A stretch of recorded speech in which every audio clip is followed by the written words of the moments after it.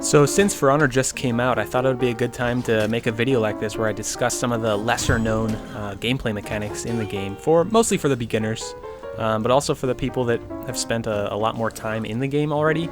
I think they might find one or two things that they didn't know about. So with that said, let's get right into it. So our first one is a pretty obvious one, but it's one that I think a lot of people overlook, and it's that the Duel Practice Mode is an awesome way to learn the basics of a hero and practice combos.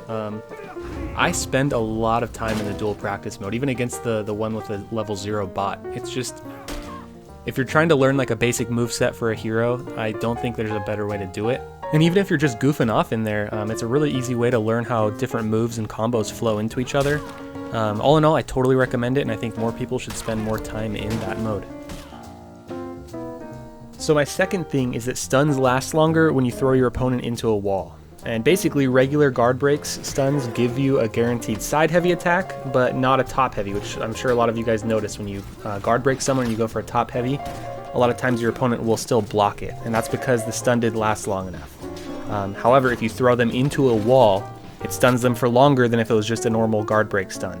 And this way, you can use a top heavy and it will almost always go through. That is generally true, depending on the hero you use and how fast the top heavy is, but I suggest if you're using one of the fatter heroes like the Shigoki or someone, that might not work with them. So test it out on your own hero, but for the most part, that's true. Number 3, Conquerors can actually feint. Well, sort of. So like a lot of people, I thought that Conquerors could not feint, and then I ran into this guy.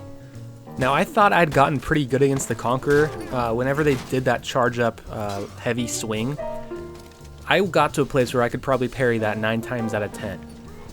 And then this guy came along and threw me for a whole loop, and he pretty much destroyed me. This move alone raises the skill ceiling of the Conqueror by quite a bit. And if you look closely, you'll be able to tell what he's doing.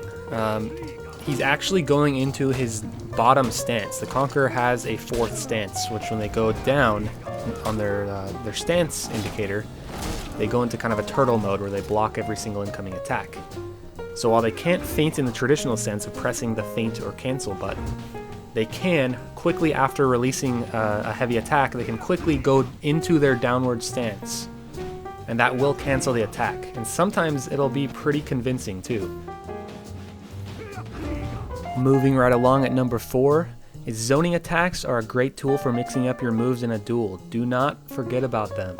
And some heroes have borderline absurd zoning attacks. Definitely not my Warden. So don't be afraid to throw some random zoning attacks in there. Just be aware of the high stamina cost. And you can do your zoning attack by pressing the light attack and the heavy attack button at the same time, just in case you forgot. Number 5. Unblockable attacks can be parried. So an unblockable attack is when you'll see your sword or your opponent's sword or weapon catch on fire. It's always a heavy attack. I'm pretty sure it's always a heavy attack. And if you just try to block it, it will always go through your block. But you can still parry it or dodge it. Those are basically your two options when you're faced with an unblockable attack.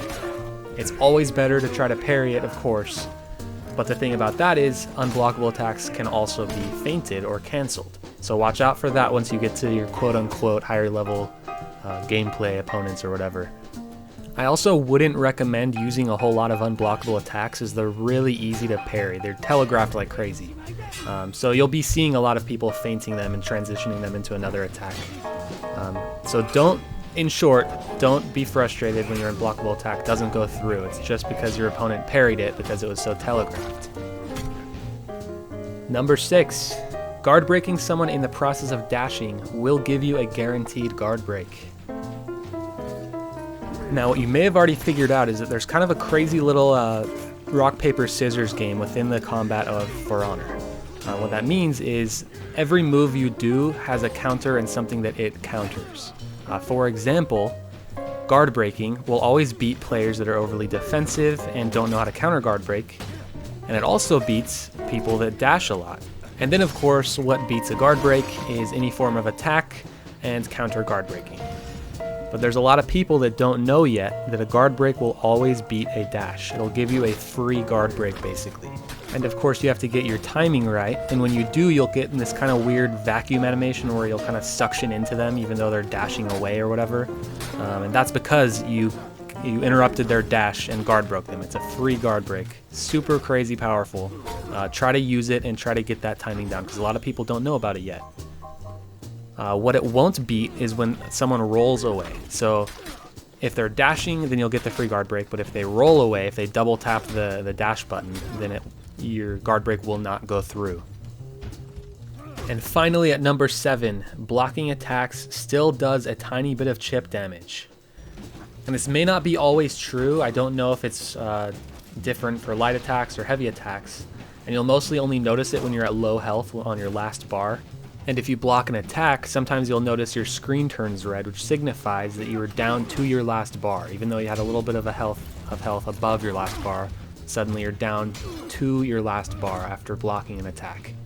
Again, I don't know if it happens all the time, and I don't know if it varies from hero to hero, but there is a chip damage blocking mechanic in the game. And now for a bonus tip. Are you sick of getting thrown off ledges? What if I told you there's a way to save yourself even after you're in the throw animation of getting tossed off the cliff? Well, right when you're on the cusp, basically looking down the cliff, you kind of have to be at like a 45-degree angle looking down the cliff. There is a small window of opportunity for if you press A, no, I'm kidding, you're fucked.